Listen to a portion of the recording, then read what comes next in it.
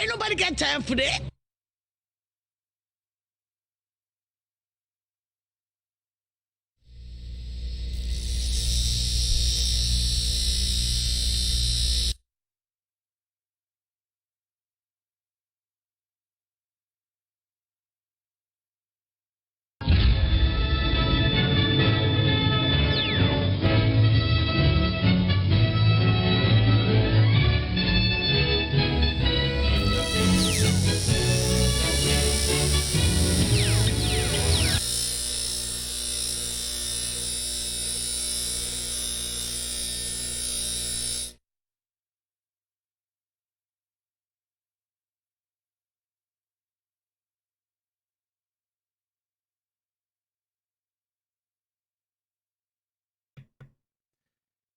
Yo, what's up, everybody? Grinders, how are you doing?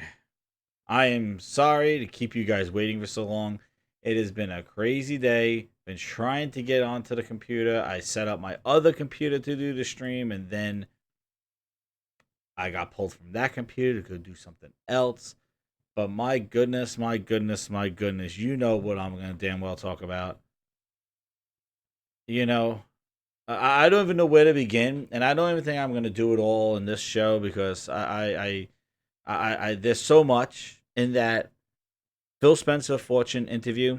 I'll put the link in the bottom so everybody can watch it because I encourage you. It's 47 minutes, but there's a lot of it, a lot of perspective of Xbox Endgame, and I think it's more evident than it's not a surprise. That's the thing. Like, people should not be surprised by this, and I wasn't surprised. It's just how evident, just how, like, we're there. Like, it's the end game. Like, this is the end game. This is this is how Xbox goes, and the faith of Xbox, and it's just from a fan's perspective. Just to see it just go this way is very disheartening, and it's almost like going out with a poof, like just like just a little blip into what vision that they meant for Xbox. But oh yeah, there's some good content in it, and I'm gonna talk about it. And I heard everybody's been talking about it. This whole thing, negative, boo hoo. To be honest, like I always say, again, what grinds my gears is that Xbox fans did not ask for this. This is not what we signed up for and what we wanted out of this box. That's the thing. Okay? Socrates, Wound Up Penguin. Yo, thank you so much for coming out. Sorry, guys, I made you wait in that other one. I didn't realize that putting the time it went live and all that other stuff. But yeah, I'm sorry about that. The Coup 1985, what's up, man? Jemiah, Savage, yo, what's up? Socrates, how you doing? Alish, Sizzle, Wound Up Penguin, Wraith, what's up, guys? Grind the Nation, Grindhouse. It's the Grindhouse, baby. Oh yeah, it's the friggin' Grindhouse. Because I am done with Phil Ness. I am done with Phil Spencer. I am done with Satya Nadella. I am done with these clowns. I am done with them. I am done. I don't care. I'm just, it's just done.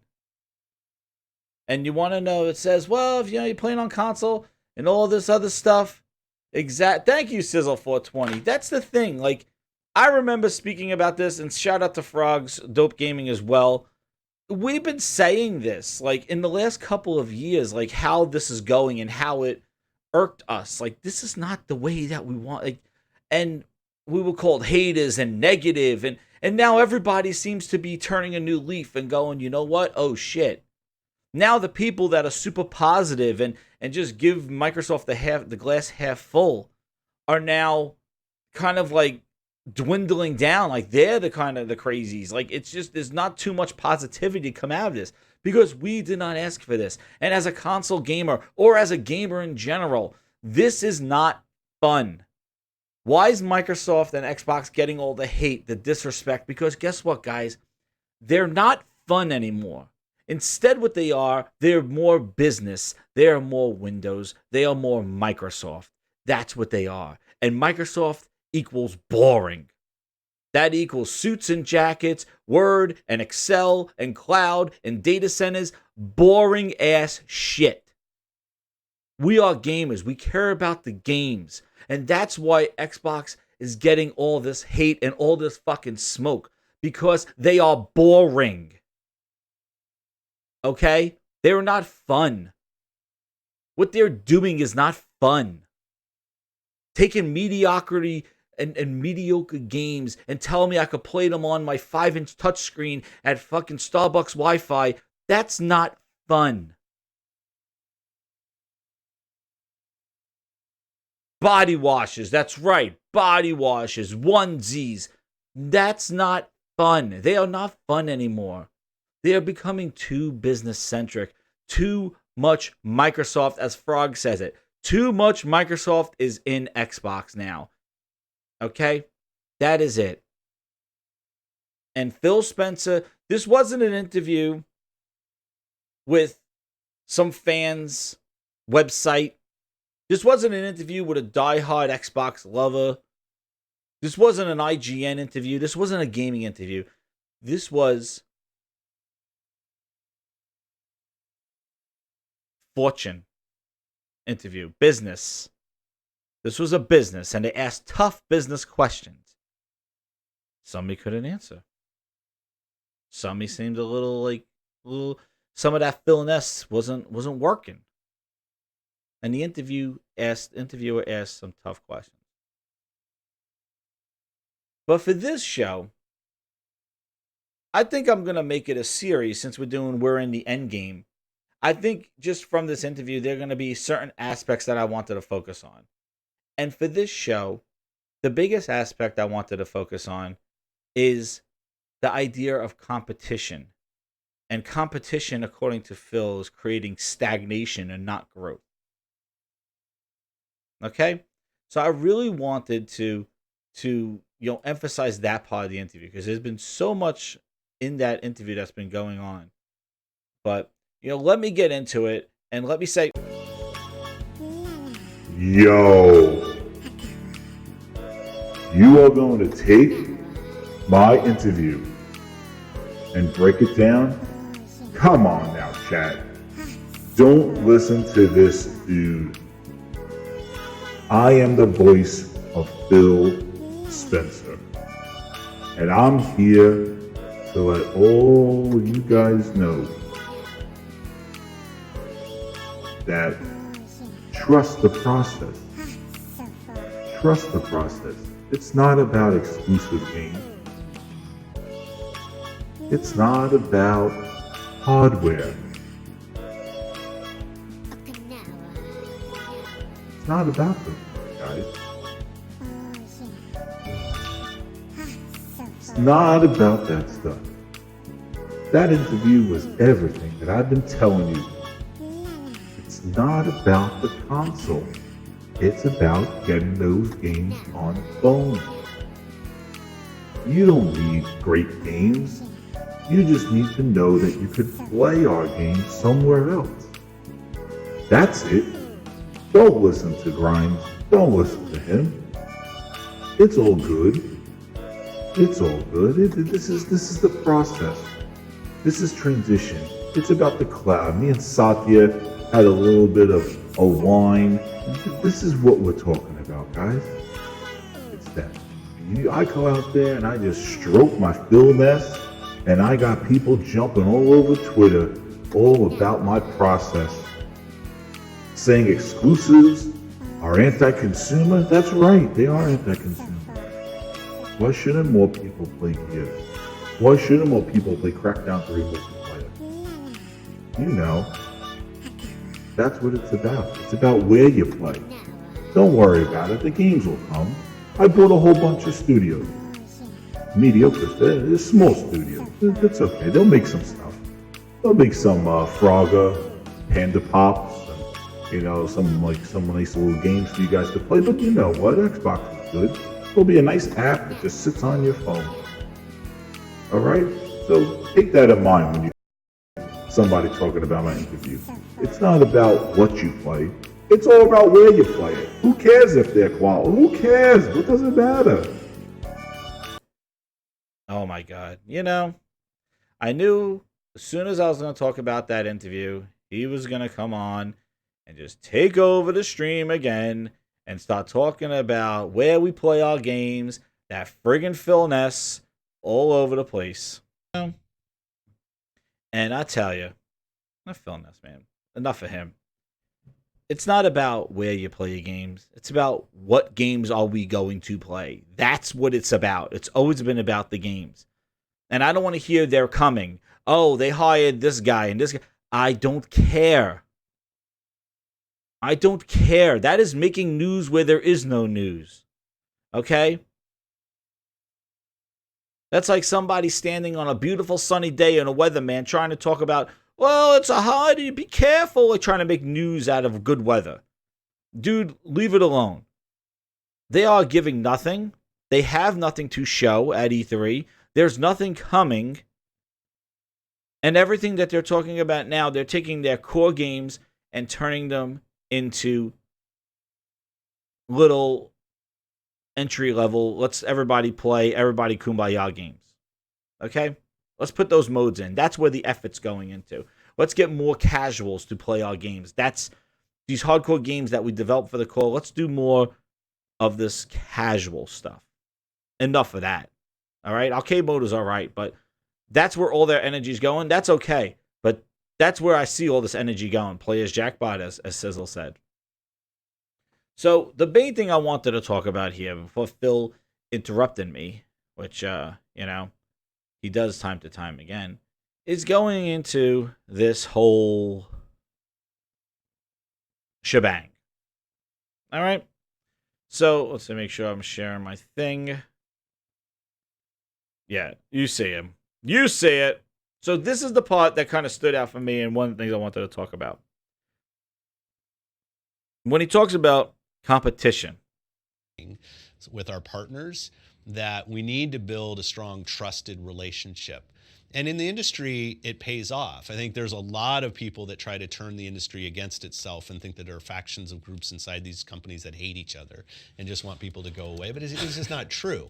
And I have great friends that work at Sony, that work at Nintendo, that work at Valve, that work at other platform companies. Right.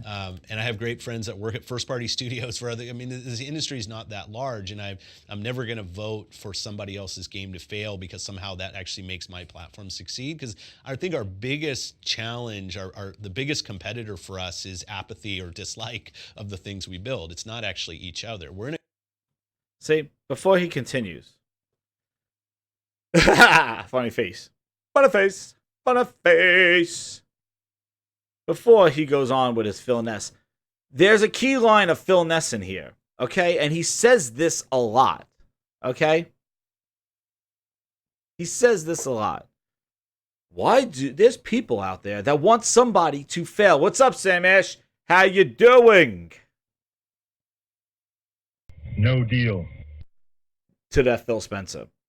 Let me, what he says is like, well, there are people out there that want you to, that want somebody to fail in order for somebody to do better.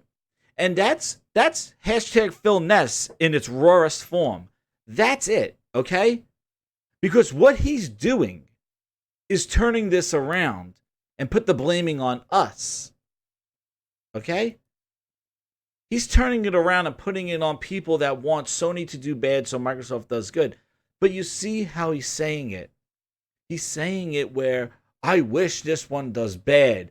I wish you do bad so I do good. But see, the problem is what he's not doing. And this is it, grinders. Here it is. He's making it seem that we're the problem when he is the problem. It's not like we want Microsoft to go over to Sony and pull the plugs to all their servers in some kind of bond kind of infiltration to mess up their games so that Microsoft games are better because they are basically like tripping somebody at the start line.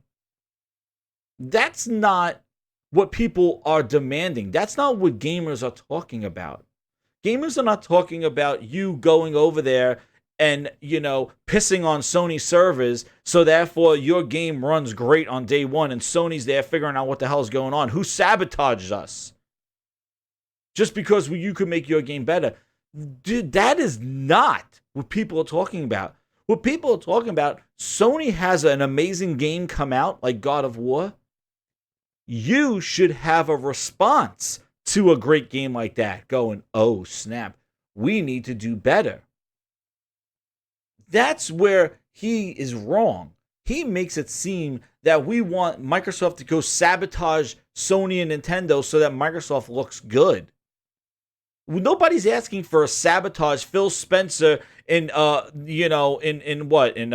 baklava going swinging into Sony headquarters and blowing up their servers, or like taking their assets to God of War 2 so that, Halo Infinite is dominant. Dude, that is not what people are talking about. Nobody's wishing somebody ill so you do better. People are saying, great job, Sony. Microsoft, where's yours? That's what the hell people are doing.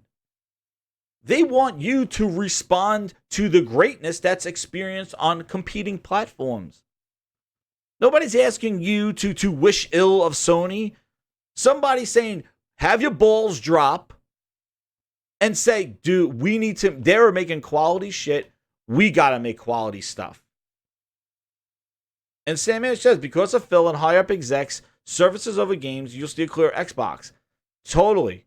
Stay away. It's done. We're in the end game. This is it. Phil Spencer doesn't believe in competition. He has friends. Oh, they're all his friends. Watch when Sony announces the PlayStation 5. Watch how great friends Sony is. Sony came out in an article and said, Microsoft's our competition. Xbox is our competition. Huh. Kim Reddown said it. But Phil's like, I got friends. But that's where his villainess comes over. And again, he says this a lot. That work at other platform companies. Right. And I have great friends that work at first-party studios. He says it again. The industry's not that large, and I'm never going to vote for somebody else's game to fail because somehow that actually makes my platform succeed. No, you don't vote for somebody's game to fail. Instead, you congratulate them and you go to work. You get to work. The only problem I've got is that I'm doing your job. Yeah. The only problem I've got is that I'm doing your job. I'm doing your job. You see God of War win Game of the Year, you go back to your studios and go, we need to make our Game of the Year. Not that you sit there and go, oh, I hope God of War fails. I hope it fails. You know what that sounds like? That sounds like somebody who has nothing. That's what that sounds like. That sounds like a failure. A Phil failure. That's what that sounds like. All right, everyone. Chill. Allow me to break the ice. A Phil failure. That sounds like somebody who has nothing and is just bitter. I'm going to wish them to fail so that I look good. No, you ass. You have a console that you are producing that people have to buy. Okay? You have a console. You don't wish people to fail. This is not the Olympics, and the two biggest competitors are lining up next to each other, and one guy's like, yo, I hope I'm going to trip him and go. No, he's going to make me do better. Okay? So, putting these words in our mouth, like there's people that want somebody to fail in order for you, that will be the easy way. Because then all of a sudden, when Sony drops a game and, it fails, it gets a 50, your 68 looks good. Is that how you think, Phil Spencer? Is that how you think? Oh, you want to know what? If I wish their games to fail and they get 40s and 50 Metacritics, my 68s look really good. Problem is that's not happening. They're getting 90s, you're getting 68s. You need to do better. So stop with the fucking Phil Ness. Stop with the bullshit. And that's what grinds my gears so much. It's just, stop it. He says this all the time. This is his thing. Well, you don't want somebody. It's competition. And he goes on. We're gonna win. Let's hear more of foolishness. Because I think our biggest challenge, the biggest competitor for us is apathy or dislike of the things we build. It's apathy or dislike. So basically, he's like, the real challenge is not wishing ill of the competition, but analyzing ourselves and making ourselves like responsible and how we ship things and the quality that we put out. Right? Would you ship that? What you just played? Oh, really? Did you ask that question with Crackdown 3? Did you ask that question with State of Decay 2? Did you ask that question with Sea of Thieves? Would you ship that? Would you? Nice joke, right? Right? Would you ship that? What you just played? Oh, yeah. Great clip. Oh, yeah. You're going to live on my soundboard, motherfucker. Right there.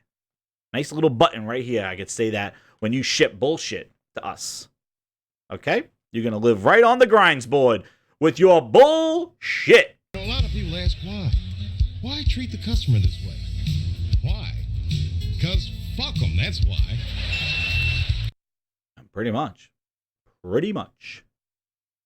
Let's hear more of this, Phil Ness. It's not actually each other. We're in a growing business. The video game business globally is growing, and there's way more opportunity expanding the business than there is eroding and kind of chipping away at each other. And this guy laughs about chipping away.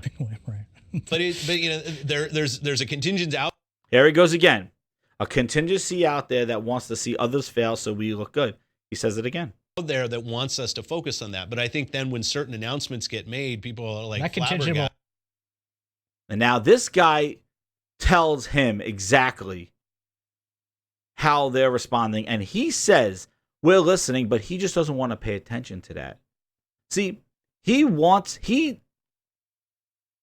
I'll let them talk, and then I'll talk. And that contingent will continue to, in some ways, inform some of the decisions you make.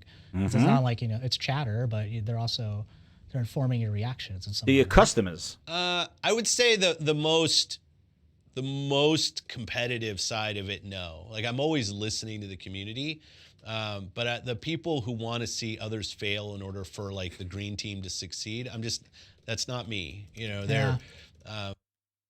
See? Who wants Sony to fail so the green team succeeds? No. People see what the competition is offering and want you to match that or do better. That's what competition does, you stupid ass. Occasionally you may get snagged by one of these customer people. Just remember, your job is to frustrate them and make them feel unwanted. Mm-hmm. You're doing a damn good job of that. There were people in the Sony deal that was announced. I could see it online of like, what are you doing helping them out? And it's like, we've got years and years of relationship with Sony. Sony shipped PCs that had Windows on it. They use our development tools to build games. Like it's not this idea that our focus is on that the only way for any of us to succeed again is by pulling down somewhere else. It isn't the way that the industry works today. Okay. Man, he is so wrong. It acts like he is just coming out of like left field with this. We got to where we are today because of that. Because Nintendo and Sega tore each other apart. Because Sony, Nintendo tore each other apart. And then Sega came in there with their stuff. Because you on the OG Xbox came in there to justify your platform. Trying to get Call of Duty, getting Kojima on your stage for the 360, getting Call of Duty exclusive maps before that time, getting GTA specific content, GTA 4 content to your platform. You took away. You did things to validate to your customers that Xbox was serious. That's how we got to where we are today, because of competition. And this is an essential in business. Burger King does something, McDonald's does something to counter Burger King, and Burger King does it better. Everybody tries to one-up each other, and we as consumers benefit from this because we're getting the best of the best from both companies. Do you think Pepsi and Coke are like, you know what, we're all soda. Coke comes out with orange soda. Pepsi's like, shit, where's our orange soda? Orange vanilla? No, where's our orange vanilla? They're constantly trying to one-up each other. They're not saying, guys, for the betterment of soda, you know what, that doesn't grow the industry when we all try to just say, well, Coke is bad, we're good.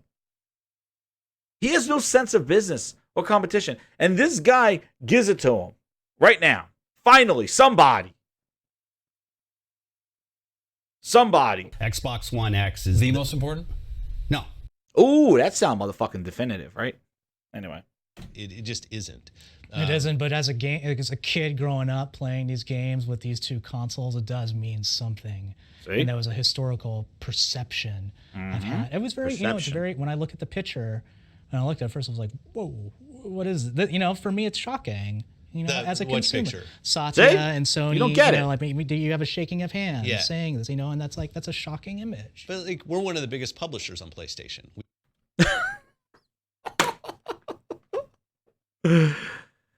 Hashtag Phil Ness. What picture? What picture? Shocking. Microsoft and Sony joint. Like, we're the biggest publisher on PlayStation. Please, are you gonna use Minecraft again? We ship Minecraft there. Oh, motherfucker! Shit.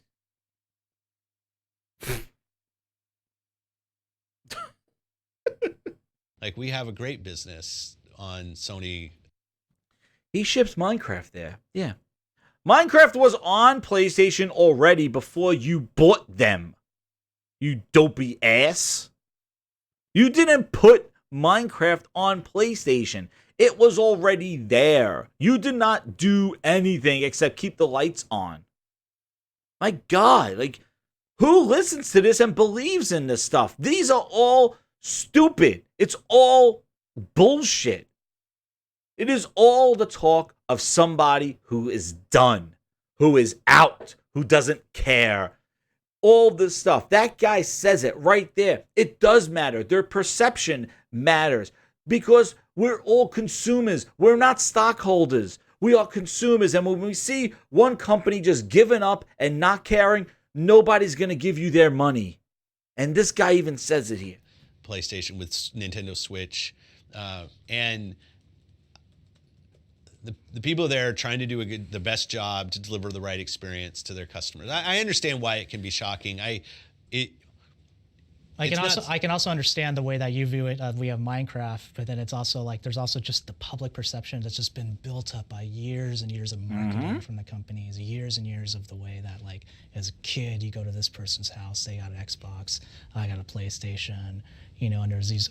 So the question I'm asking, and now he turns it around because now Phil's getting pissed because this is a person that's talking about the perception, and now Phil tries to do some of his Phil Ness. Do you think that actually helps grow gaming?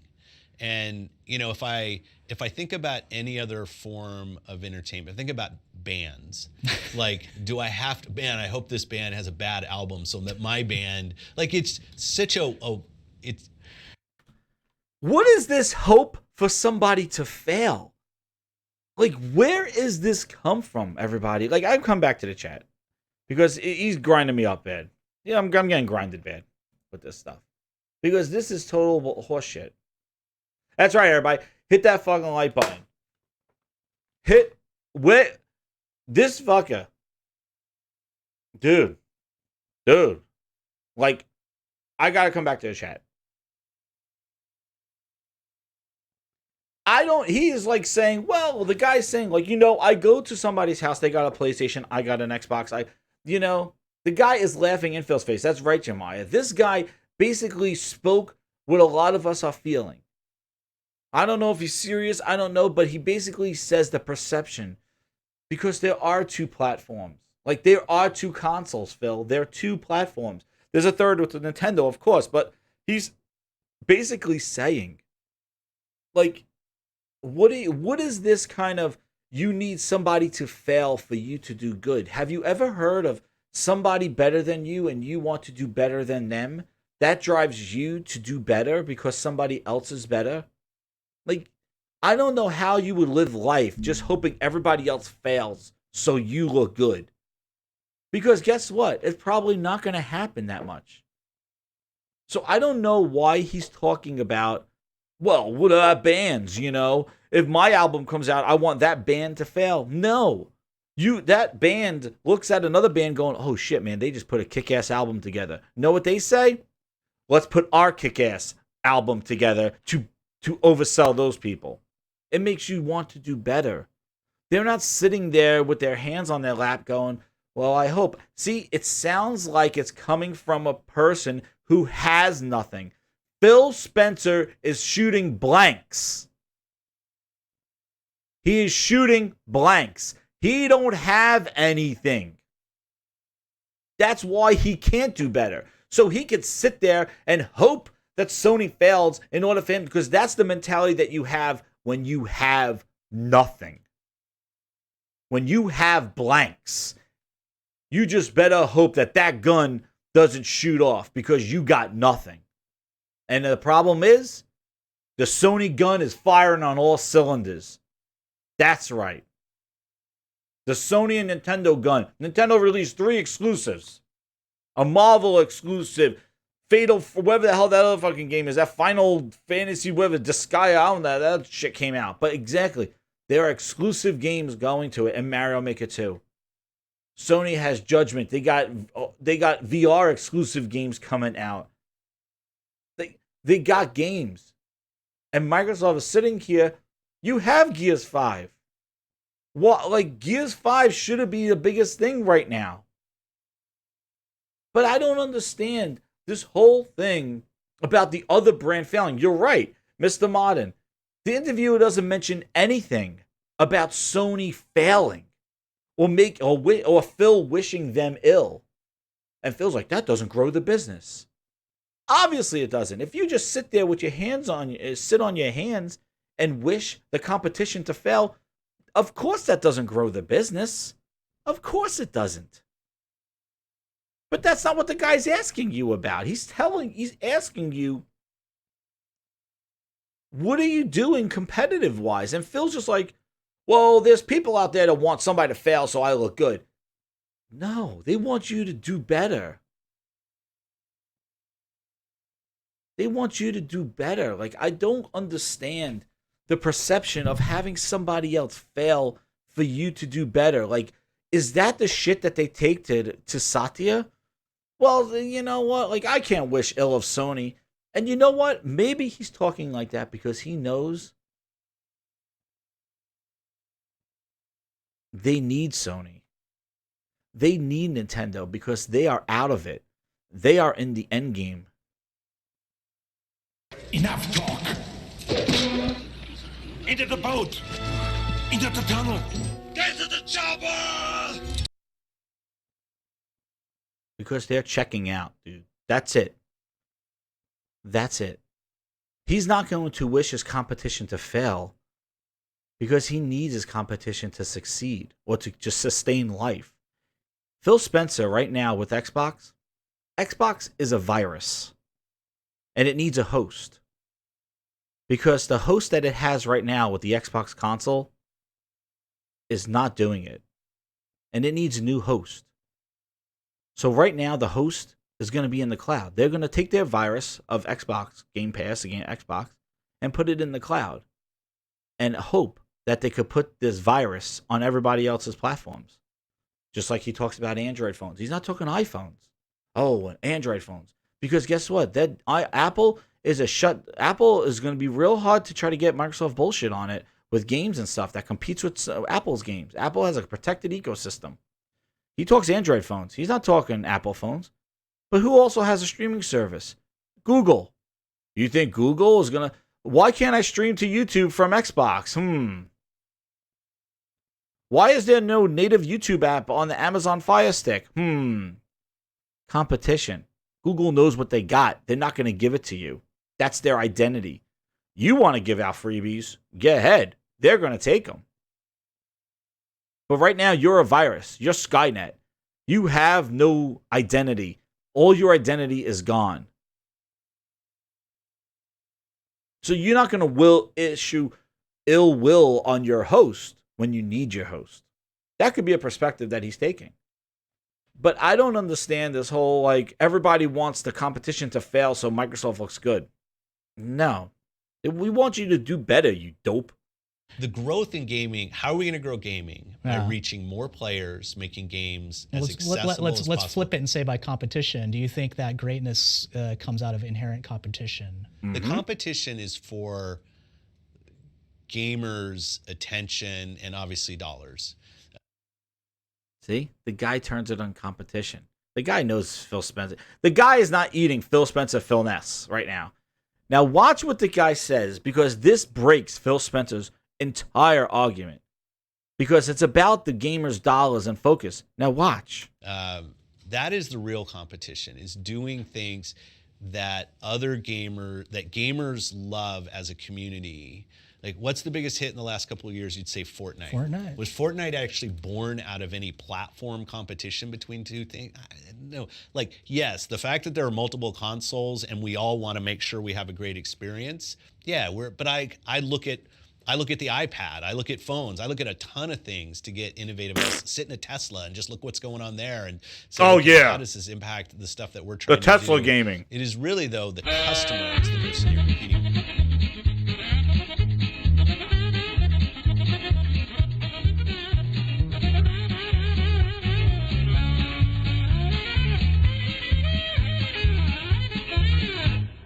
Pause.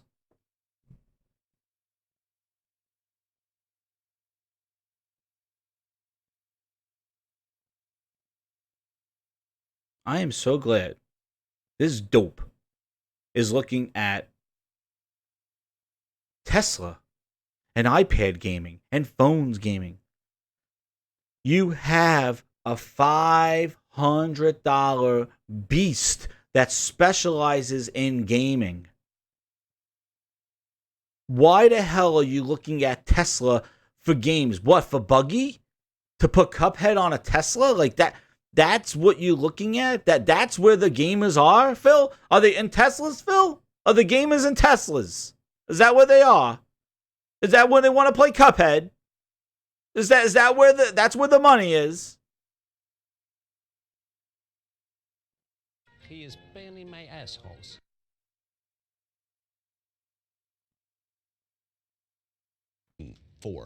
And you're competing for so many of our hardcore Xbox fans have all of the consoles. So it's not even like one of the other consoles is going to go away. It's, can we put something on our platform that gamers love and they want to spend their time on? So the competition, I'd say it's more inspiration in looking at each other. Gaming is not going to get better if PlayStation's not a brand or Nintendo's not a brand of game.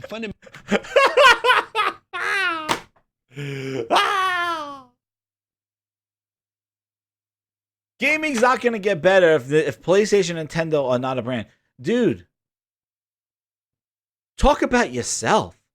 Those guys are far from becoming irrelevant as brands. Will gaming get better if you're not a brand? That's the question, because that's what we're talking about. What is this concept of having Nintendo and Sony not exist or fail for you to succeed? Who wrote that book?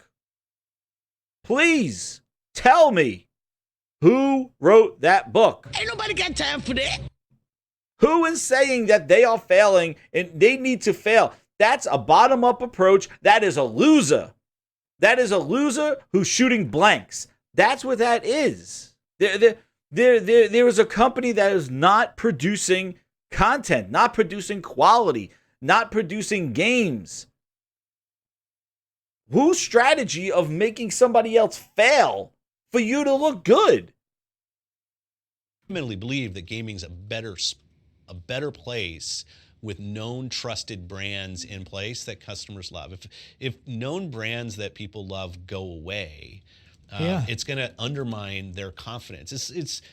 it was a few holidays ago where there was DDoS attacking going on, and Yeah. multiple of us were feeling it. And we got on calls together and said, hey, what are you seeing? And it's us, Sony, Valve, like all of us are talking about it, because there's no world where Yeah.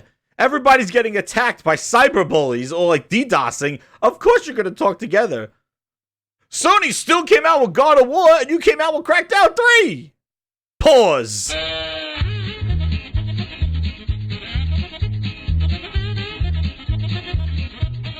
I'm trying to use the phone!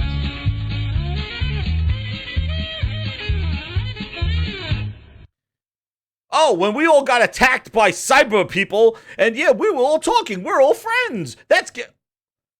Dude, like, what are we talking about here? where, oh, this is the safe gaming network that's up and this one's not. To a general consumer, is playing games online something that you want, that works? And do you want to go do that? Is it safe and inclusive environment, or is it not? And more as we're pushing for cross-play, as we look at things like the inclusivity and toxicity online, we see this as industry things. They're not things that we want to compete with the other platforms. We want to actually be part of. The adaptive controller is something that we built so that any platform could go use that. And I hope they all do, because Him again with his adaptive controller. Let me explain something again. I said this before with the adaptive controller. He always talks about the adaptive controller. It is only sold on GameStop online and in the Microsoft Store. The way he talks about it is that it's prevalent across all retailers. It's not at Target. It's not at Best Buy. It is not at Walmart. It is not at any of your retail stores where you think maybe somebody will want to get adaptive controllers, where it's readily available for people. I don't think people know that they make the adaptive controller because it's so hard to find. But he talks about it almost every time, just to drop that we made this controller. That's great. It would be nice to have it available for people to purchase it. It's only available at GameStop online and the Microsoft Store. But he talks about it like this thing is everywhere. It's nowhere. It should be everywhere. It's a great thing. It should be everywhere. But it's not. But the way he talks about it, I don't understand it. It just I don't get it. He just pulls like it's not. You don't want to be more I don't know why we're talking about adaptive control when the guy's talking about competition. accessible I don't. on the other platforms. You want gaming to grow. Well, I think for sure, and I think no one's disputing that gaming is going to grow. It's just like where are the gamers going to spend? What platform are they going to be spending their time in? I would Exactly.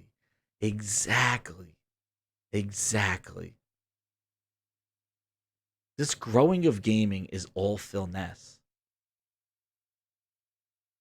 And he thinks that it is so evident and apparent right now. I'm so glad that this guy really explained how ludicrous Phil Ness is. Because that's the thing. What platform are people going to spend and play on? It's a PlayStation. It's a Nintendo. It's not your platform, and Phil knows that. would say, what games are they going to spend their time And in? what Exactly. You see that, Phil Ness? Chat, I'm coming back to you guys. I'm coming back to You you. want to be more accessible than the other platforms. You want gaming to grow. 'Cause Well, I more think people can play. for sure, and I think no one's disputing that gaming is going to grow. It's just like where are the gamers going to spend? What platform are they going to be spending their time in? I would say, what games know, are they going to spend their time And in? what ga- Oh, really? So he will say what games they're going to spend their time in, not what platform. So therefore, right there, he sounds like, first of all, he sounds third-party publisher, right? Third party, like just, oh, it's not about the You have a platform that you're trying to sell everybody, but you care more about what games people spend time in. But then when we go up that little rabbit hole, your games, nobody's spending. Yeah? Are you worried about who's playing multiplayer in Crackdown 3? Are you worried about that? Are you worried about that? Chat, is he worried about that? Is he worried about that?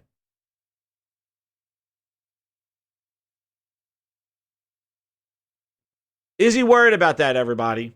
Is he worried about that?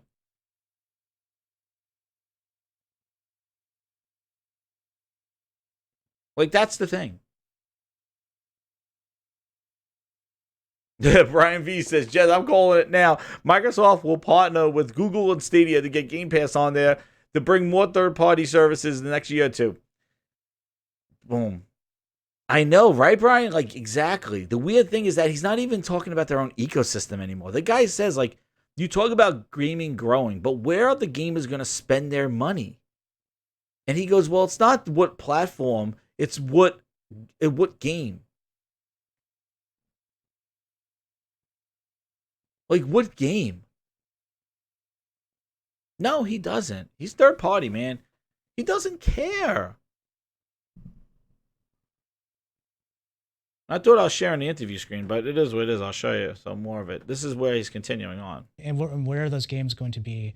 You know, where is the distribution network that, you know, like I want. So let's go back to this. Any one platform can go use that. I hope they all do, because it's not, you don't want to be more accessible than the other platforms. You want gaming to grow. Well, I think for sure, and I think no one's disputing that gaming is going to grow. It's just like where are the gamers going to spend? What platform are they going to be spending their time in? I would say what games are they going to spend their time in? And where are those games going to be?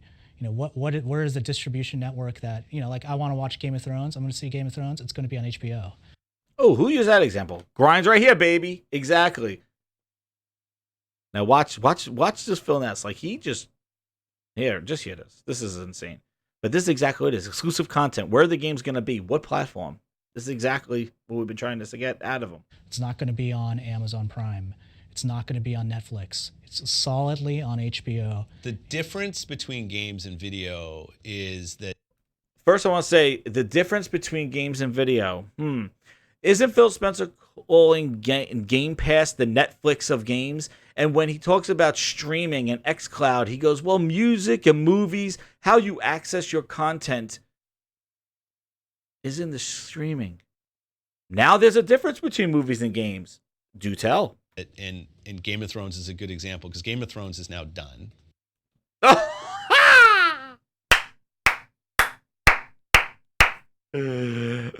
Game of Thrones. Oh, he picked all the years to say, oh, it's done now. Yeah. Yes.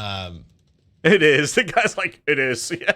Like, they're doing spin-offs. Like, they got other shows besides Game of Thrones. But the point is, the example of Game of Thrones is exclusive content to drive the network. Like, that's what it is, Phil. It's not like, oh, well, Game of Thrones is done now. It's like, oh my God, he is so scrambling. It's horrible. Minecraft's 10 years old. Minecraft! It's like great. And it's as big now as it's ever been. So where are people going to play Minecraft tomorrow?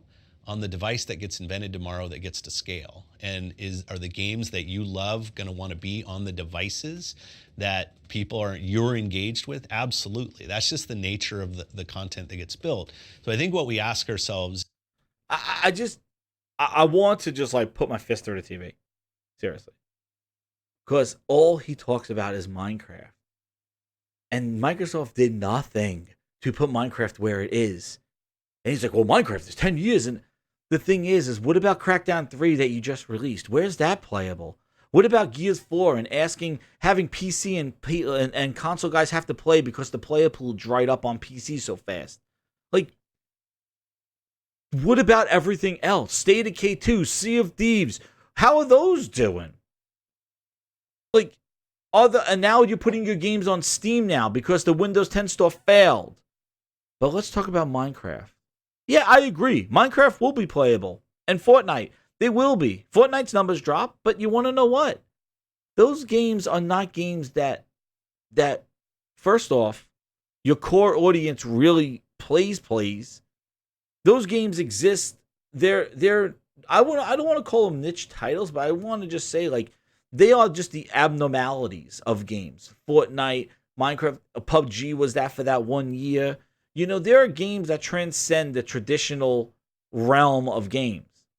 But you can't just keep using that game while everything else is just failing. It is like hoping that I'm going to drive a Lamborghini, and I'm never getting a job to afford it. But I could always say, well, that Lamborghini exists. I'm never going to drive it. Like, they're anomalies. They hit and they struck and you support them, fine. But if that's all you got, like I said, firing blanks. is what games are people playing today and where do they want to go play those games. I love the fact that people want to go play those games on consoles, but I also know that people want to engage with their friends and community across so many different devices. Yeah, I mean, what's so fascinating to me, because yeah, the idea of hardware is sort of being destroyed with this notion, but then the idea of the software platforms to me becomes very important. This is why we focus on because what you could cloud say, can mean. yeah, and we could say Minecraft. Let's take the analogy of Seinfeld, still very popular. I bet a lot of people want to sign up to a certain streaming service if Friends, Seinfeld, old content that people still habitually love are on that specific service. You know, and what I see these cloud Still talking gaming exclusive. platforms are doing is it's becoming Content is king. It's becoming that world. That's what he's with saying. Software distributed services. Yeah, if you go to the other extreme of console generations of old, you would ship a console, all the games would run only on that console. Totally. When the next console comes out, you put all of the old stuff in a box, throw it in the closet, and everything is brand new. Right. And you say, okay, like, that's not a scenario that helps gaming grow. What it does do is it can cause somebody that was on your last console, like now they have to go buy all new games on the new platform. We want to create real differentiation. There was some ease of development. If I didn't have to think about past generations, I could only think about the generations. But now when you look at the games that are out there, these games, what was like Blizzard just launched the 15th anniversary of WoW, whatever. I mean, these are games that are decade plus, and they're still interesting things for people to. I can't. I know. He's still talking about it. He's still just going on a whole thing. Now he gets to talk about xCloud.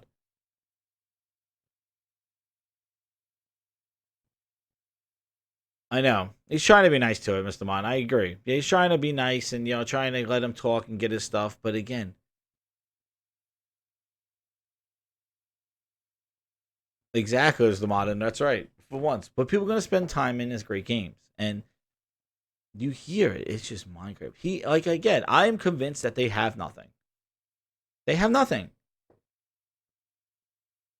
And again, he's so obsessed with where we're going to play, but not what we're going to play. And, is that going to be quality? And now he even goes on to the whole thing about, I think, to go do in those games. The game, even if the game has a local runtime, but when I log in. He's talking about streaming. App. They're intermediary. I'm just going to go We made the decision a few years ago that we're going to ship our console games on PC at the same time. And if you buy one copy, you get, because we just want you to be able to play those games. If you go and buy Gears of War and you want to play on the PC because you happen to be in your dorm room and you're not around your console, and then you go home and the console's there, we don't want that experience just to move back and forth. I think by giving people that scenario, you actually make the franchise itself more accessible and gaming all up more accessible. A device view would say, hey, never let somebody experience the games that are on this device unless they're on that device. And if you look at the at-scale services on the planet today, whether they're video, whether they're communication, music, they're available wherever you go. They're different on the different experiences. Like when I'm sitting on my phone, I put my headphones on and I listen that way. If I'm on Spotify on my Xbox, I usually just let it play through the speakers that are on the wall, right? The consumption of the game, the play of the game, or the music or whatever can change per device. So, okay. So he acknowledges that playing on a phone, playing on a PC, playing on an Xbox, the consumption of the game differs. The most important part of the game, how you interact with it. That's why phones and music and movies work, because they're passive experiences. But when you have to have an input device or you are interacting directly with the game, now those experiences on those multi-platforms of phone and PC and stuff, how you experience it changes, which changes your response to the gameplay, which changes how the game plays, which changes how you feel about the game. The most important part of it, he's basically just going, it is different. But the fact that I'm always me and I can log in and I have access to those. I don't care if it's me and I log in and I get to see my games. My thing is I want to play them.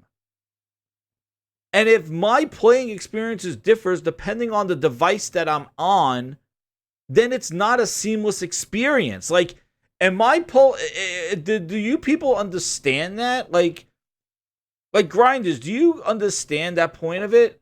PC, console, and mobile guys are not the same people. The way you interact with those games is totally different. He acknowledges that. But he just goes, well, the ability for me just to log in and access my games, like, that's great. Like, no. I want to play them. I don't want to look at them. I don't want to say, oh, here's my library. Let me show you my library. I want to play them. And if my experience is going to be different because I have to play on a phone versus playing on a PC versus playing on a console, that's not the same experience. That's not what people want.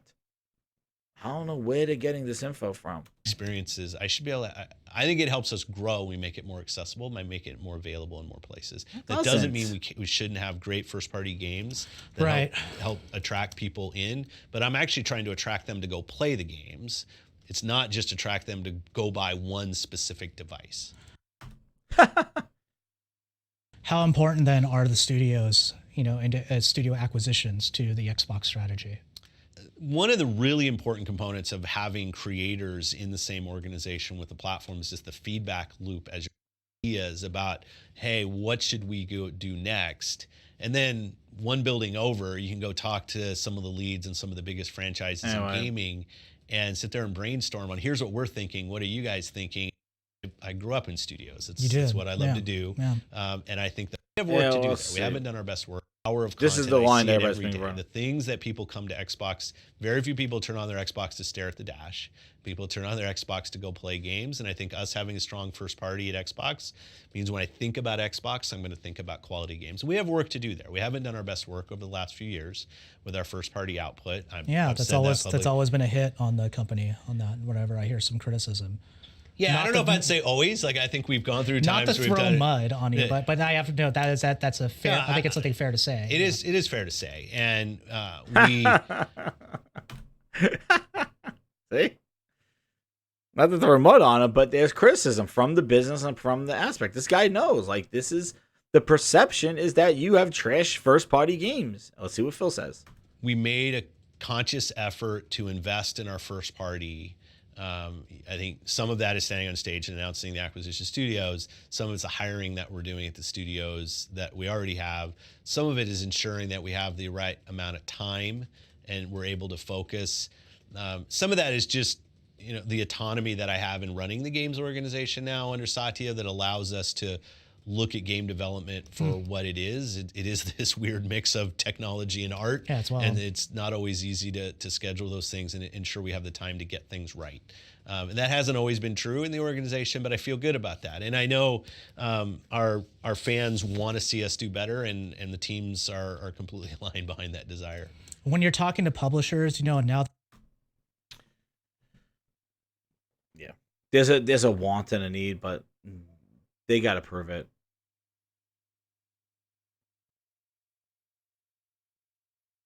Oh yeah, D, what's up, man? Yeah. The perception is that their quality is not there, and we've been saying this, like people go, Metacritic doesn't matter, media bias, all this other stuff. The quality is not there. He knows what he shipped. He knew what Crackdown 3 was. He knew that there's still 3 maps on Crackdown 3. He knows what Sea of Thieves was, State of Decay. He knows the status of those games. Okay, he knows. All right. So the thing is like, he understands this stuff. That's why he's like, I hear people and stuff like that. Like, I hear you, but it's if they want to do it. It doesn't fit their narrative, their thing.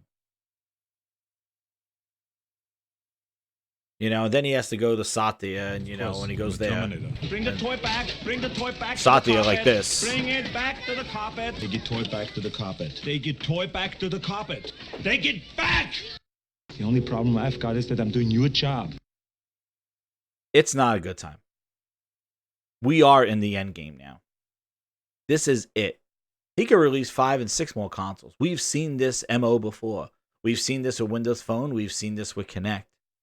We've seen this with exclusive games. We've seen this with crossplay. We have seen this with Play Anywhere. Everything that they announced, they kill. Cortana, sayonara, pour one out for her. Place looks like a fucking crack house. They give it and take it away. They hype stuff up. It doesn't pan out. It goes away. That's what happens. What's up, Blue? How you doing, man? That's what happens. That's what they do. They don't give chance. They don't get the excitement from the development community. They don't do it. They have not done this. They have not been successful. There's more in this interview. That's why I said I have to cover more of it. When he talks about Xbox being profitable and pushing, and Phil's like, I don't know when it's profitable. And there's been a question by businesses if it is profitable, because people feel that if something's not profitable, why would I invest my money in it? And what they do is they lump some gaming and going, oh, well, Minecraft money and Fortnite money and the subscriptions, but they don't say whether the sales of the hardware is profitable. And we see a 48% year-over-year decrease of that, with the Xbox X being the newest console out there, being E3 stage, having the Xbox Sad Edition launch, all that stuff happened, and they still had a 48% drop. Exactly. The Order 1886 reviewed low. And the thing is like you're going to have some like low games. Like Sony's not coming out with 90s every single game. But you can't have a majority of your games. See, and the thing is that if you look at the review scores of Sea of Thieves, State of Decay, Crackdown, those got knocked not because the games weren't like fun they got knocked because of they weren't finished, they weren't polished, they had lack of content, things didn't work, bugs, the game is just not really innovative, it's safe, there were a lot of kind of criticisms of the game itself. And I think Gears is lining up for the same type of criticisms for what I played. I think Gears is going to be called safe again. Because they are not doing that much. They might say escape mode and arcade mode, but really, they're going to live and die by that campaign. Gears 5 is going to live and die by its campaign. If that campaign just seems to be for the sake of making something different, they did this and then maybe it doesn't work, like how they bet on lock, they could hurt the whole franchise if this campaign is not what it's supposed to be. If it is not a bigger, better campaign like Gears 2 to 1 was and Gears 3 to Gears 2, if it's another kind of just like, hey, here's an open hub world, you find Kate, Dell, and the bot, all three of you guys play as Jackbot, let's go around. Oh, wow, that you could select your different missions that you want, like Mega Man style, like, that's not enough. Like, this needs to be an epic campaign. Because that's what the score is going to live on. That multiplayer is not innovative. And people are like, well, you just play the tech test. Well, I could see from the tech test, they don't have any destructible. There's no gameplay modifications. Like, these are all kind of tweaks and stuff that you make, like, if you basically had the tools to kind of make, like, oh, let's make this fun gun game or something like that.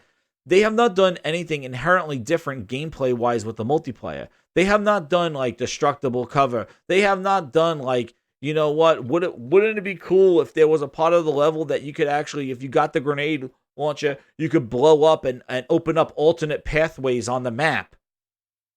How would that be? These are just me. I'm not a game developer, but these are gameplay elements that you add to your multiplayer to give it that next level feel.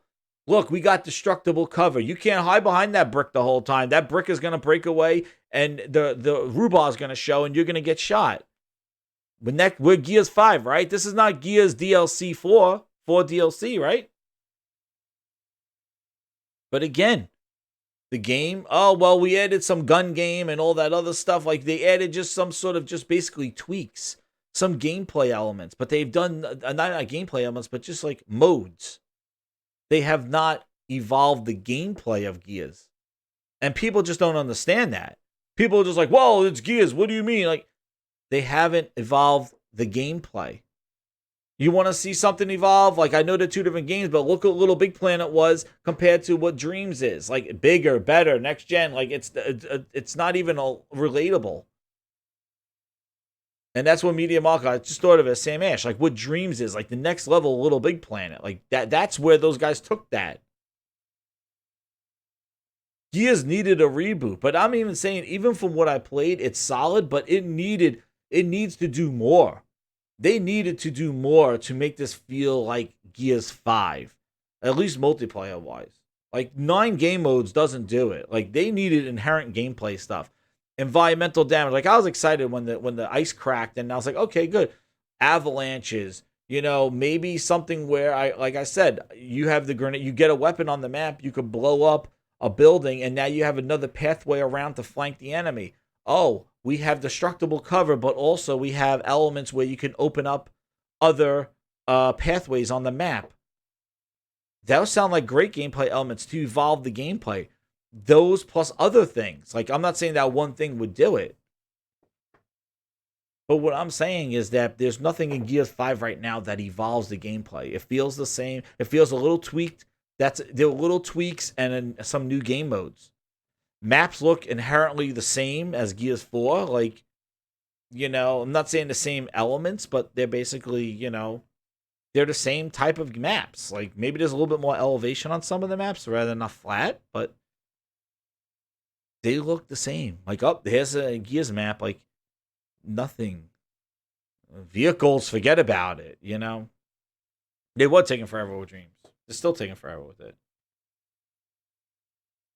But that's just it's just like, they need to do better. They can't sit there and go, well, in order for Gears to be Game of the Year or for Gears to get high scores, Death Stranding has to flop. That's like a Phil Spencer thought from his interview. Oh, it has to flop. Like, they have to do bad in order for us to do well. If that's the frame of mind that Phil Spencer has running Xbox, we're worse off than the end game. Like, it's done, dude. Like, it's done. Like, that's not how you go into this. You don't just go, you hope others fail so you do better. Like, I don't know where that comes from, but just turn it to an app. Put those on there. Like, it's over. Like, it's over. I don't know why people think, like, oh, when the Scarlet launches, it's a reboot. It's not a reboot. Not when you have an idiot there telling you about the console's not the business. It's about phones and tablets. I look at iPhones and Teslas. Like, that is like the 1% of the 1% of gamers out there. Like, that's not where there are not people sitting on an iPad waiting to play Gears 5. You're not growing the market. All you're doing is giving people who own a console or own a device the ability to maybe play that game when they leave their home. You're horizontally moving it out. You're spreading it out. You're not growing it. There are not just people sitting on phones, on iPads, and Teslas waiting to play your games. Nonetheless, if your games are not the caliber of God of War and Spider-Man, you're putting out trash like Crackdown 3. It doesn't matter where you put that game. You could give that game out for free as an apology. That multiplayer will still be dead. That's right, Transformers G. He's not the guy. Phil is not the guy. Xbox One X is the most important? No. Especially when that guy couldn't answer this. All right, so let's say that hypothetically I'm still an Xbox 360 owner. Yeah. That being said, what should my next hardware purchase be? I guess they are the tough questions. No. I say, right? Would you ship that? What you just played? This is not. It's not it, guys. Not it. If someone owns a phone and doesn't want to go buy a console, we still want them to be able to play our games. Bring the services like our video distribution through Mixer, Xbox Live, Minecraft, as we talked about. Occasionally, a lot of people ask why. Why treat the customer this way? Why? Because fuck them, that's why. Mm-hmm.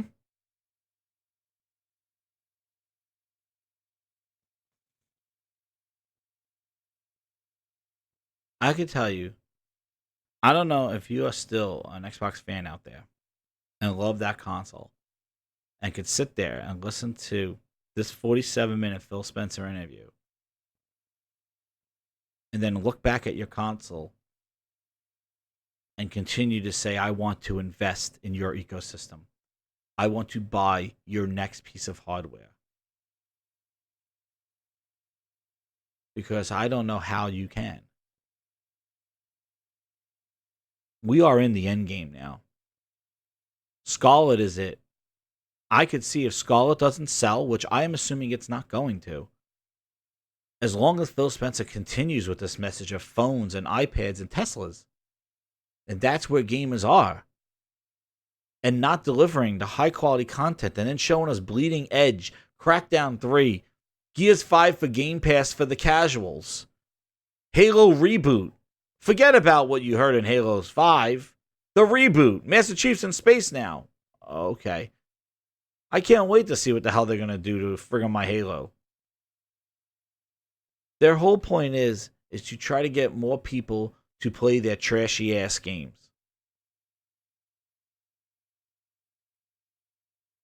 And I think what they need to realize is you won't have to try so hard if you put out high quality, amazing games and invest in the game and stop talking about the service.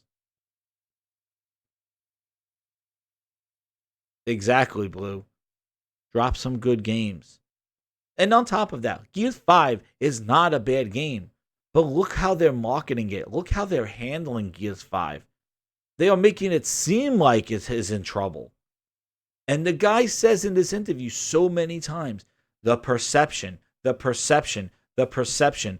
Perception drives the business. Maybe your hardcore numbers don't show it that way, but the public perception is what's important because that is what is observed of your business. And you could counter that by showing how many people engage, but guess what? When you say 45%, 48% year over year on Xbox hardware, you're still not telling us when Xbox has been profitable. And then on top of that, all you talk about is the consoles are not the business. And then all you talk about is a new console or cloud services. The perception is that you are not vested in the console space anymore. The marketing is trash. There's a lack of confidence. You could sit there and be so confident about growing gaming, and I don't want them to fail. A world without Sony is not a growing business. Dude, a world without you. Sony and Nintendo are fine. It's your ass that needs to be put up on the chopping block. You need to stand up and match what your competition is offering. The deals, the stuff. I'm telling you right now, Phil Spencer has 2 black eyes, missing teeth, and is stumbling around in the ring. All right? The PlayStation 5 is going to be the TKO knockout punch. Done. He could shake hands and say he has friends there all he wants. Sony with the PlayStation 5, and if they mess up, they mess up. And we'll call them on that. But Sony with the PlayStation 5 and everything that they have been talking, that PlayStation 5 is the knockout punch. It's done. TKO, ding, ding, ding. Shout out to Jemiah.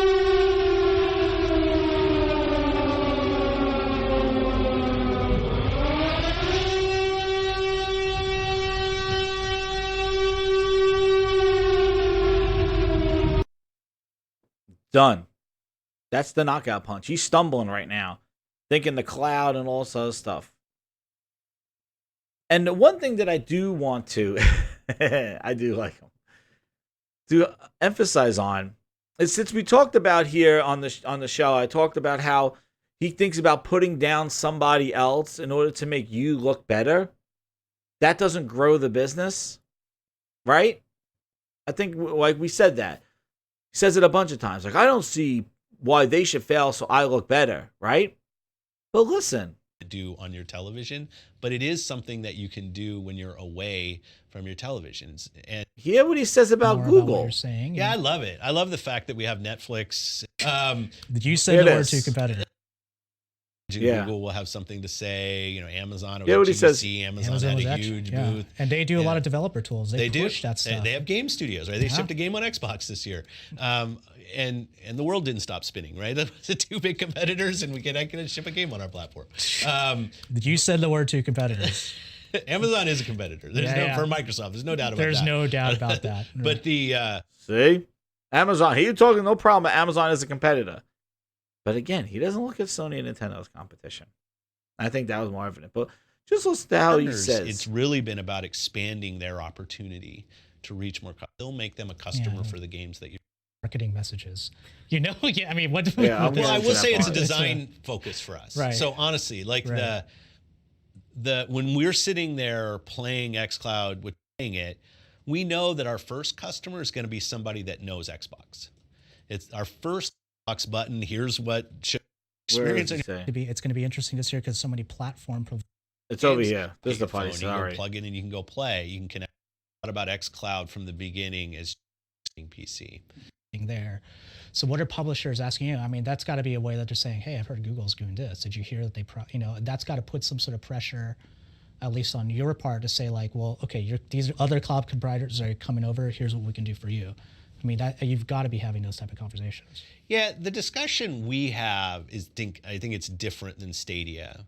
And just quickly, on Google, there's not a Google device in the home today that plays the kind of games that you play on Xbox or a gaming PC. So the strategy that they're pushing is stop playing here and start playing there. No box required. Yeah, that's their messaging. That's right. I'd say what from both our customers as well as our partners in building content, we've always thought about xCloud from the beginning as choice. For our customers is not about, we don't want you to stop playing on your console. We like you playing on your console. When you think about xCloud from a user standpoint, it enables you to play the games when you're not playing on your console. It's something that you can use remotely because it travels with you. It's probably in your pocket, your phone. You can go plug in and you can go play. You can connect and you can go play. So it's about expanding the opportunity to engage with our partners' content. So that's one, which is different. We're not trying to move you off of something. We're trying to move you off your gaming PC. If you have a gaming PC and you love playing there, we want you to be able to play there. And we're going to ship all our first-party games there so you can go play in Xbox Live and Mixer and everything else that we do is there. From a partner standpoint, we've always talked about xCloud as a way to expand where their games can be played.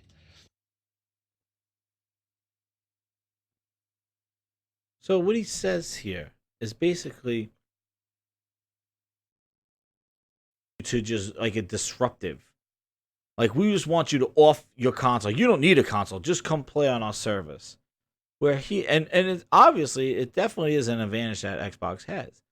But Phil Spencer doesn't kind of come with the same approach that he had when he was talking about competition and gaming and about having Sony fail or Nintendo fail to make them look good. Instead, Phil is sitting there going, well, Google wants you to do this. We don't want you to do this. Like, they're different than what we are. Like, he's pointing out the differences. He's not sitting there going, well, we're both pursuing the streaming thing and we want gaming to grow and streaming will be great. And, both Google and us both are going to have, out there. It's such a great thing. Like, I don't want Google to fail so that we're good. I don't want Amazon to fail, but they're a competitor. Oh, they are. And the guy said, you call them a competitor. I didn't. Because he realized throughout the whole entire interview, Phil Spencer did not acknowledge competition at all, except when he started talking about Google and Amazon at the end of it, about Stadia versus xCloud and Amazon's web services to Microsoft. All of a sudden, he started talking competition. He started talking about why his philosophy of xCloud is different than Google's. He wasn't going like, oh, it's great for Google to be in this stream. I think it's going to be justify gaming anymore. I think xCloud is going to be there as well. Like Google and us together, we share YouTube apps. Like they put YouTube on us. Like we put Chrome on Windows. Like Google and us work together all the time. Like, we all collaborate. Having it as streaming, that just grows the business even more. And Google being part of the streaming grows our business even more. And us to offer xCloud, there'll be differences, but you know what? I'm not hoping that they fail so I look good. You don't hear that talk from him when he's talking about those things. But when he's talking about games and consoles, he's the first one to say, well, I don't want Sony and Nintendo not to be here. Like, I don't want them to fail so I look good. You hear the difference. That's why when you go, Phil's not competitive, he is competitive. Microsoft is competitive. They cannot not acknowledge their competition. It's just that Nintendo and Sony, they need them in the console gaming space. They trying to match Amazon and Google in the other space. And people said that's where their competition is. The problem is for us as gamers, Google and Amazon being the focus of competition, that's boring ass shit. Ain't nobody got time for that. That's boring. That's fighters of server farms. Who's excited about having who has a server farm? Are you? Karon, Brian, Williams, Mog, Transformers G, Jemiah, Blue? Like, are you guys excited about server farms? Are you excited about who wins in the cloud? Like, Mog, are you excited? Are you guys excited? Or Grinders, Deal My Spine Guard, are you excited? Impatient Fire, Mr. Modern. Are all you guys excited about the cloud battle? Like, who's going to have a server farm? No, it's boring as shit. That's right, no. Well, the Penguin, are you excited for server battles? I'm not. I'm not excited. Exactly. We all just want great games. That's it. And we're not getting them from Microsoft, not getting them from Xbox. And that's why people are leaving. That's why Xbox has no respect. It has no respect. You trash on Xbox because guess what? It deserves to be trashed because they don't earn the respect. They need to earn our respect. And when you talk down to us, we have every right to talk to you. And it's summertime. There's not a lot of games. There's games everywhere else. And Phil Spencer doesn't want to shut his trap. He came up on here talking, blabbering in interviews and stuff. He thinks it's a good time. So if he has all the time in the world to talk about that, why don't we have time to talk about it? Because we're not getting what we want. And as a PC gamer, you have tons of games. And Xbox is going to give you effects. If they're going to give you trash games, it's just sad. It's sad. And hearing this thing, if you really think that like Sony and Nintendo are going to jump right behind Microsoft and say, hey, here goes all first party stuff. See? Nobody wants to hear that shit. That's right. If I ever ask that question again, I'm subscribing. That's right. It pisses off the grindhouse. Nobody wants to talk server farms. Nobody wants to talk studios. Nobody wants to talk about dream teams and who they're hiring. Mog, I jumped back into Horizon Zero Dawn. I got stuck at one of the boss battles. I finally beat the boss battle. Oh my God. I'm telling you right now, real talk, everybody. I went back to play the same game. I was playing with a 980 Ti, Gears 5. And I know it's the tech test, but I even ran the benchmark. But my God, I played Horizon Zero Dawn on my PlayStation 4 Pro. I know they're different games, but my God, Horizon Zero Dawn looks so much cleaner and crisper and alive. And Gears 5 looked muddy. And just kind of like the character models were just like it didn't pop. I know they're different games, but you're talking about I'm running a 980 Ti playing at 4K with all the shit turned on. You know, I was trying to, yeah, I played it. And I can't believe how great Horizon Zero Dawn, how clean, and just the way the animals move, the things move, and the grass and the lighting. And I know, I'm hoping that's what Gears 5 campaign puts out. But like, I know it's multiplayer, so it's not fair to compare the two of them. But my God, thinking you're going, like, the game just stands out. Like I was just amazed going back and amazing how great that looks. Just finished Spider-Man again. I played through a second time. I'm going through the DLC again. Still on Judgment. Dreams is absolutely amazing. Like, these are exclusive games. Now, yeah, I'm playing some hockey. I'm playing some Gears 5 tech tests, which again, shout out. I check my friends list every single time because you can check on your phone. Nobody's playing Gears 5 on my friends list. You know? Nobody's playing it. Like, I'm just like, I'm just, I don't know. And I don't have a lot of people playing it. You know? And, okay, what is it? It's 6 o'clock on a Sunday. Yeah, Gears 5 tech test is in my friends list. I'm like, who's playing Gears 5 tech test?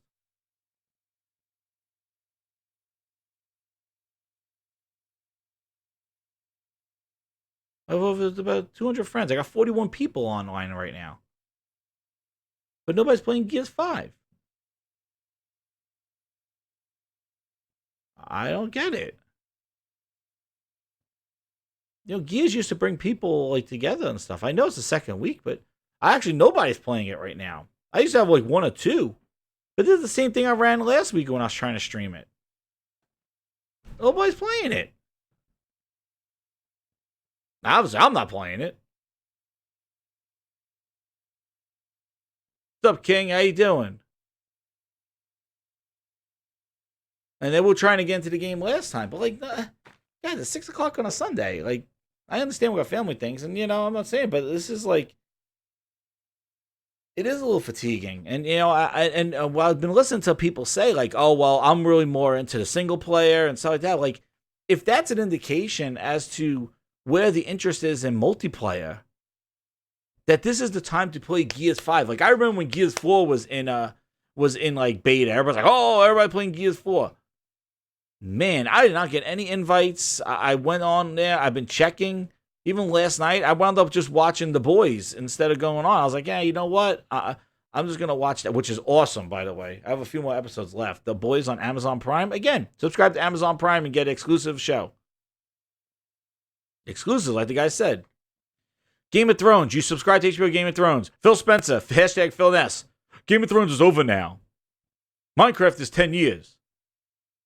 Oh my God. Please. Are we really, like, I don't even know how to even respond to that. The guy is talking about exclusive content driving subscriptions, and Phil Spencer's out here saying, well, it's over, but Minecraft is going on for 10 years. I can't. Dude, I can't even. Please. But seriously, like, going back and playing Horizon Zero Dawn and just seeing that game, I just can't believe how amazing it looks. Like, if the next one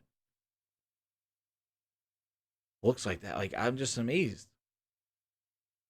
And it plays well. The story is great. Like, it's interesting. And the animal, like, just the movements and just the idea of the world, the new IP. Like, this wasn't no sixth version of a game.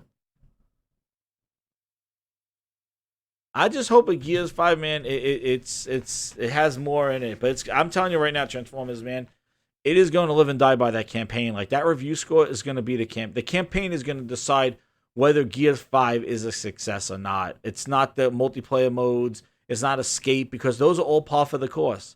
I don't think escape mode's really going to drive that much stuff. It's going to be neat, but it's not going to be like what Horde did for Gears. Now, again, I haven't played it, so I'm just thinking from what I looked at, I'm like, yeah, you got Horde mode, Also, too, the way they're going to have content come out, where they're going to have heroes and they have special abilities, and you can earn them or you can buy them with real money. Like, we'll see how that goes.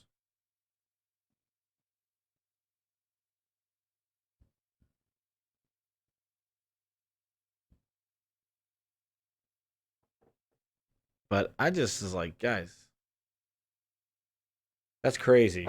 The girl made that game in 3.5 years. It's amazing. Well, hopefully Playground has that success with Fable. But, I think the issue that we have with Microsoft is that I don't think, because, and the other thing that people say is like, well, give them time. They got the studios, right? Oh, they got the studios. Give them time. But do you see how fickle their messaging is? Do you see how fickle their features are? Wow, Karen, you're gonna enjoy it, man. So far, it's incredible. Like, I didn't even get to this, and the reason why it's funny is that I want to get to the Frozen Wilds. I bought it when it came out. I still never played the Frozen Wilds DLC, and after seeing the snow levels in Gears, the benchmark for Gears 5, I was like, oh, let me see, like, how Horizon Zero Dawn snow levels are, because the snow displacement and stuff looked incredible. But like, the thing is that I just don't know if they know how to make games. But the thing is how long it takes, right? Look at. Remember when Windows 10 was coming out, and Cortana was like, "Oh, you'll ask Cortana who's online. Cortana, send an invite." Well, guess what? They took her off the console now. What do we have? 3 years in? 2 years in? So all that hype. Go back and let's watch where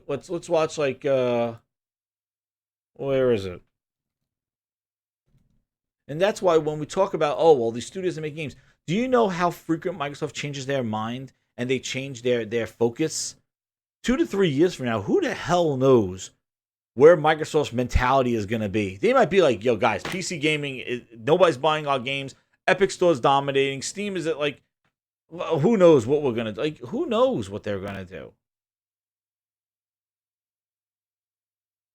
What is this? Let's see. Hold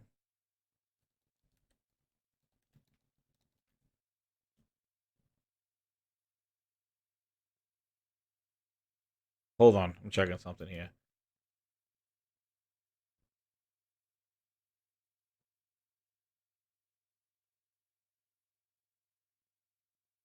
Here's another joke. What happened to the avatars? The Xbox One October update is here. The update is full of new features to help you avatars such as body type. Remember these guys? Features, hair, limbs. This is not even what I wanted to look for. The closet within the Xbox Avatar Editor is where you'll want to go to give your avatar some style. Here. What happened to that guy? What happened to those avatars? I guess they're still there, right? We've been using them.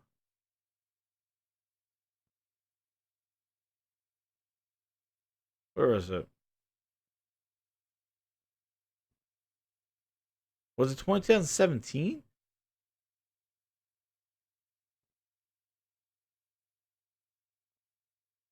Cortana, was it 2017?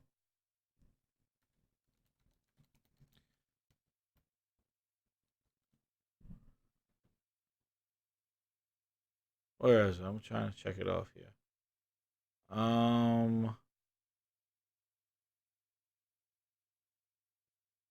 What did I think?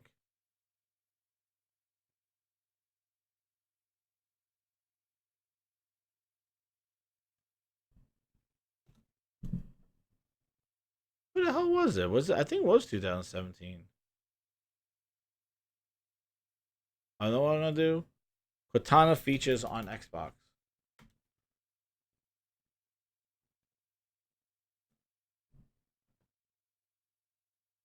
It was 2018 he did that.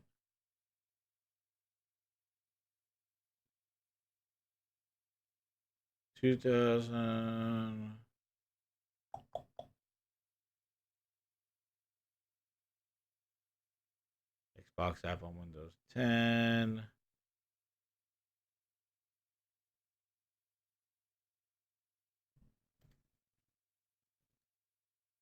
Dashboard with Windows 10, right?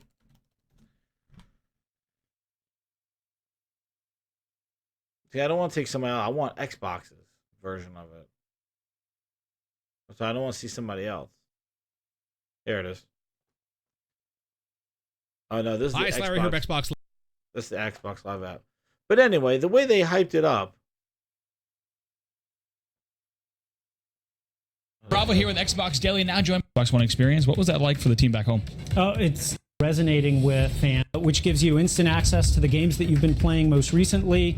Access your friends talking about how, which is just on Xbox Live. One touchdown, and you're going to see. That community tab is trash. Where's we've got lots of great video apps. We've got something new to watch. Xbox Daily. Remember that? Red Dragon did his thing.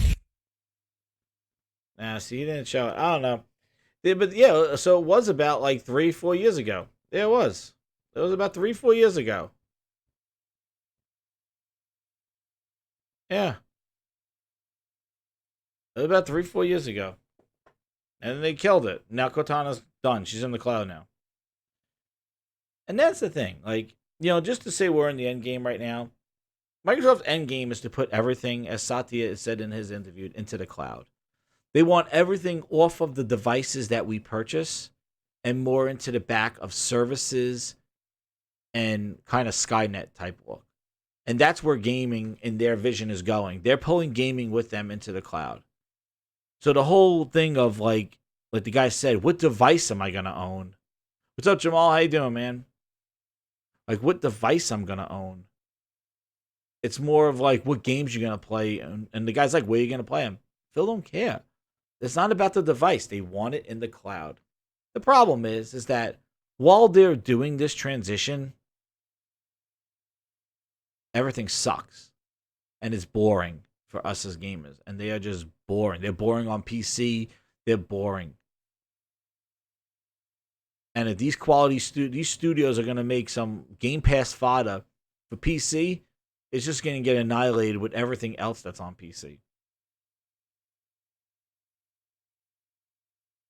They started the initiative last year, Mog. They got 30 employees and 15 open positions. Exactly. You think the initiative is making God of War? Do you think like Ninja Theory is making the next Spider-Man? Do you think like the Collective is making the next Zelda? Do you think like who else? Like we could think of. Like you think they're making those games? They're not making these games.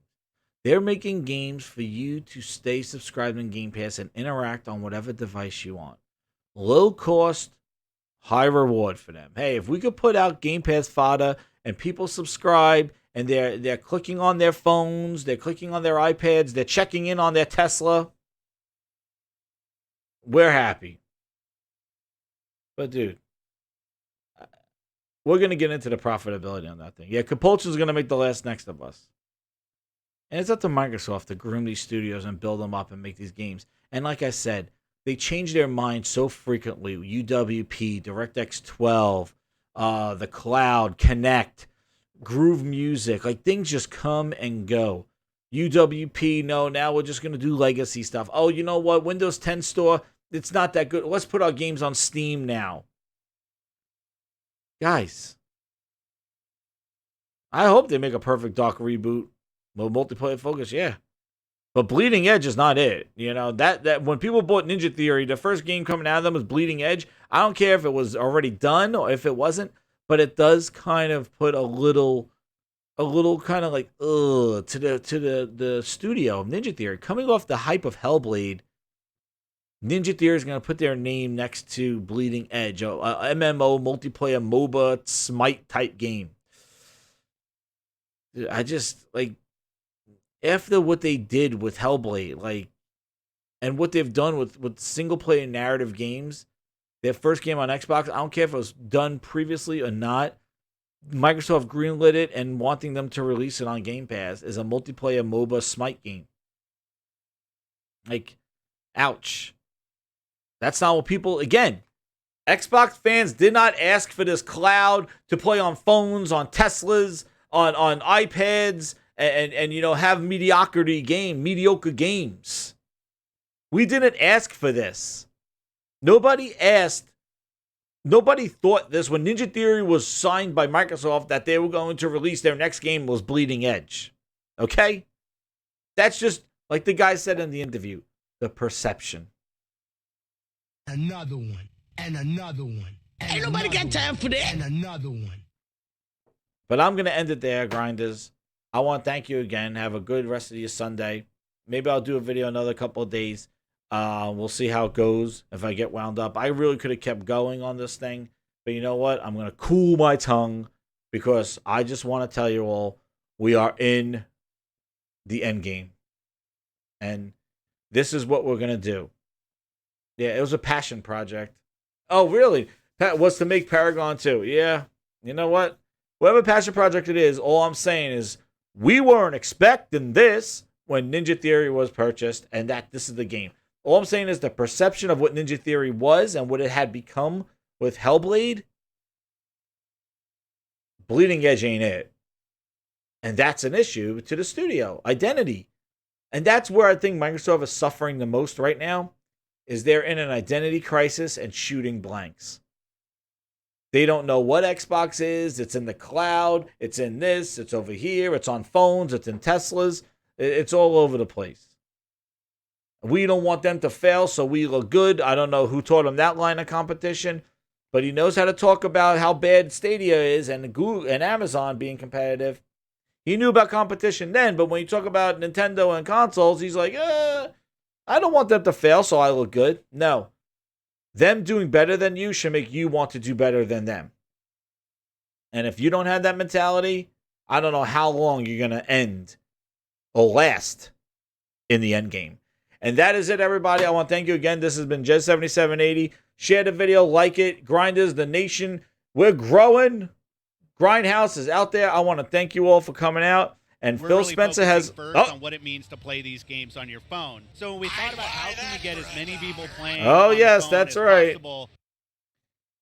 What the hell are you doing? We're streaking. We're going up through the quad to the gymnasium. Who's streaking? There's more coming. A lot of people ask why. Get in the car. Everybody's doing it. A lot of people ask why. Why treat the customer this way? Why? We're really focusing Because first on fuck what it them, means that's to play why. these games. Thank you very much, everybody. This is it. I am out. Grinds my gears. Grindhouse.